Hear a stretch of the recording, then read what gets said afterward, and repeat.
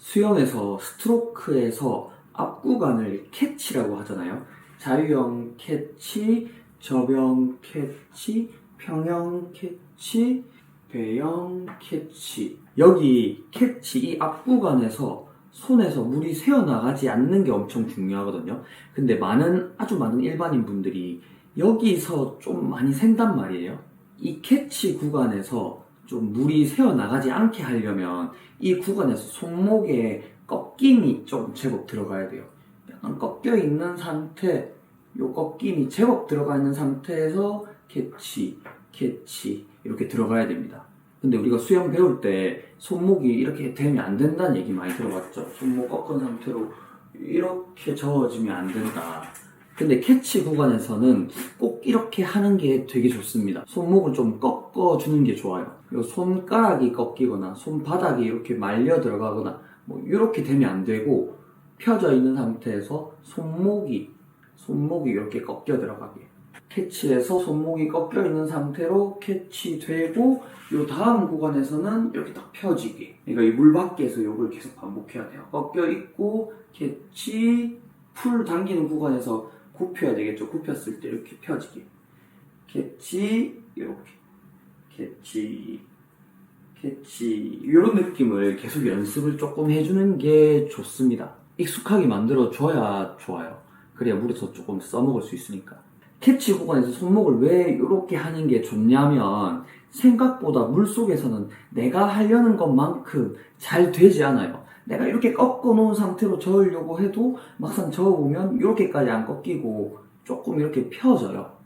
제가 지난 영상에서 이제 자유형 접영에서 하이엘보 설명하면서 조금 펴져 있는 상태로 캐치를 하는 게 좋다라고 말씀을 드렸단 말이에요. 근데 이 구간에서 손목을 이렇게 꺾더라도 물속에서 스트로크를 해보면 내가 가지고 있는 이 손목 힘이 생각보다 약해가지고 이렇게 좀 펴지게 돼요. 이 꺾어둔 상태에서 이렇게 저으려고 해도 물의 저항 때문에 이 약한 손목 힘이 버티질 못하고 저항 때문에 이렇게 밀려가지고 펴지게 된단 말이에요. 바로 이렇게 잘 펴놓은 상태에서 캐치를 하게 되면 동작하는 순간 이게 또 약간 밀려버립니다. 그럼 젖혀지겠죠.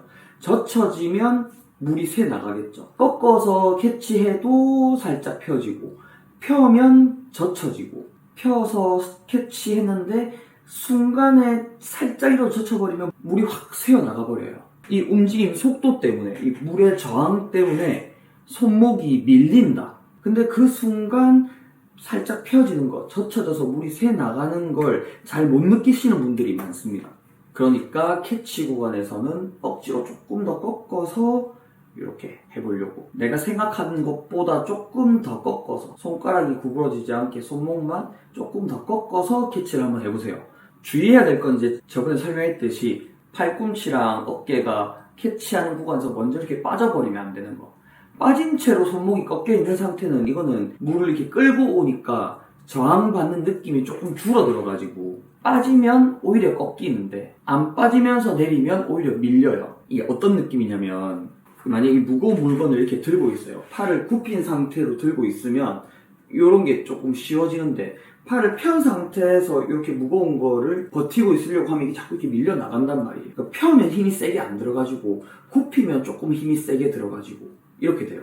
멀면 되게 무거워지니까. 그래서 여기가 안 빠지는 상태에서 손목 살짝 꺾어서 캐치를 이렇게 하면 생각보다 여기서 느껴지는 무게감이, 물의 무게가 되게 무거울 거예요. 무거워서 살짝 이게 밀릴 거고요. 무겁다는 건 잘 잡았다는 거겠죠. 잘 잡았으니까 다음 동작으로 풀 동작, 당기는 동작으로 연결을 하게 되면 이제 속도가, 캐치에서부터 새어나가지 않았으니까 속도가 쭉 나게 될 겁니다.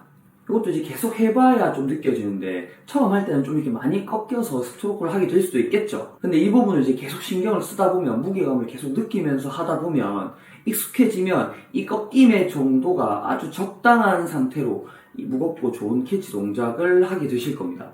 평형에서 이렇게 캐치하고, 배영에서 또 밀리지 않게 이런 느낌이 살짝 나게, 손목이 이런 느낌이 살짝 나야 돼요. 자유형에서도. 근데 제가 수업 시간에 이제 이렇게 해보니까 어떤 분들은 물이 너무 무거운데요. 너무 무거워서 스트로크가 더 안 되는 것 같은데요. 이렇게 얘기하시는 분들이 있었거든요. 그러니까 본인이 원래 하던 것보다 물이 너무 무겁게 느껴지는 게 맞고, 그 무거운 캐치 구간을 내가 애써 이기려고만 안 하시면 됩니다. 물을 이기려고 하지 말고, 이기려고 한다는 건 속도를 이렇게 좀 빠르게 한다는 거거든요. 그렇게 하지 말고 캐치 구간에서는 그 무거운 느낌을 좀 유지하는 느낌으로 이기려고 하면 속도가 빨라지겠죠. 유지하면 조금 느리겠죠. 이기려고 하지 말고 무겁구나, 무겁네 이렇게 느껴져야 돼요. 캐치하고 당기고 미는 요 구간에서는 조금 이기려고 노력을 해야 돼요. 근데 이 구간에서도 너무 이기려고 속도를 너무 이렇게 빠르게 확 해버리면 또 확 새어 나가버리거든요. 캐치 구간보다 속도를 조금 더 올려주는 그런 느낌. 무거움은 유지하려고 하면서, 이게 사실 당기고 밀고 할 때 잘했다는 동작의 그 느낌을 설명하기가 조금 어려워요. 여기서도 무거워야 돼요, 이 정도밖에 설명하기가 좀 설명이 잘 안 되거든요. 스컬링 연습에서 이 감각을 좋게 만들고 스트로크를 반복해서 그 기술, 내가 속도가 나는, 무게감도 느끼면서 속도가 나는 그 연습을 반복을 해서 또 체득을 해야 되겠죠. 그래서 수영이 어렵다고 하는 거겠죠.